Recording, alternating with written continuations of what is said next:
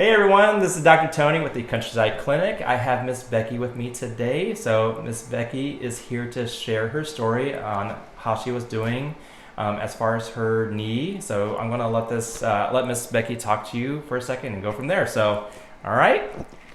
First, my pleasure to be here to talk with you. I was looking at a double knee replacement, and I didn't want to do that. And my doctors didn't really give me their options. And on Facebook, I saw this post and came in as a kind of just a faithfulness, and it's been life-changing. I can actually walk, squat, garden. I can't run yet, but that's because I'm 60 now. But this program has given my life back to me.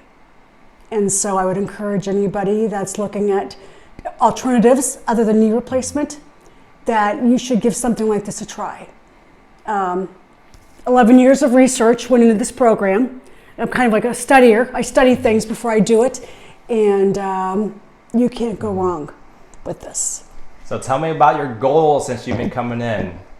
So my ultimate goal is to train again for a triathlon. That's my ultimate goal. Other than squatting, sitting, walking downstairs, okay, those things have been accomplished. But my new goal is to train again for a triathlon. Awesome. All right.